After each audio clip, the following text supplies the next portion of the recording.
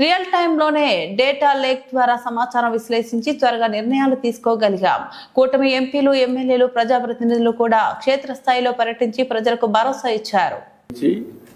Real time data system data lake create చేసి data lake ద్వారా ఎక్కడికక్కడ అనలైజ్ చేస్తున్నాం. రియల్ టైం డేటా అప్డేట్ చేస్తారు. అప్డేట్ చేసిన తర్వాత డెసిషన్ మేకింగ్ కూడా పై వాళ్ళకందరికీ రియల్ టైం తీసుకునే అవకాశం ఉంటుంది. ఫైల్స్ అన్ని రియల్ టైం ఉంటాయి, ఫైనాన్స్ అంతా రియల్ టైం ఉంటుంది, వర్క్లన్నీ రియల్ టైం ఉంటాయి, ప్రాజెక్ట్స్ అన్ని రియల్ టైంలో ఉంటాయి, అన్ని వస్తూ ఉంటాయి. ఇంకొక పక్కన ఇవన్నీ చేయడానికి ఐఐటి తిరుపతిని, ఐఎస్బి హైదరాబాద్ ని కూడా నాలెడ్జ్ పార్ట్నర్స్ గా తీసుకొస్తాను. వాళ్ళు కూడా కూర్చొని ఒక new model for governance how to create. ఇవన్నీ ఒక ఎత్తు అయితే, ఇంకో పక్కన పర్సనల్ ర్యాపో చాలా ఇంపార్టెంట్. నిన్న మొన్న ఈ క్రైసిస్ మొత్తం entire cabinet ministers on the field, entire MPs, MLAs, NDA కార్యకర్తలు అందరూ ఫీల్డ్ లో ఉన్నారు.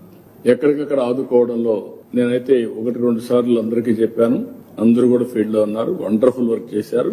వీళ్ళందరూ కూడా ఒక భరోసా ఇచ్చారు. పొలిటికల్ లీడర్షిప్ ఎప్పుడు కూడా పొలిటికల్ మొబిలైజేషన్ చేస్తారు. అందుకే పొలిటికల్ గవర్నెన్స్ అంటాం మనం. ఒక భరోసా ఇచ్చారు. ఆ భరోసా వల్ల ప్రజల్లో ఒక నమ్మకం వచ్చింది. ఎస్, గవర్నమెంట్ ఉంది, మాకు అనుకున్నంత ఒకవేళ కష్టం వచ్చినా ఆదుకుంటారని ఒక నమ్మకాన్ని కల్పించారు. వాళ్ళందరినీ మనస్ఫూర్తిగా అభినందిస్తున్నా. Best way they have done.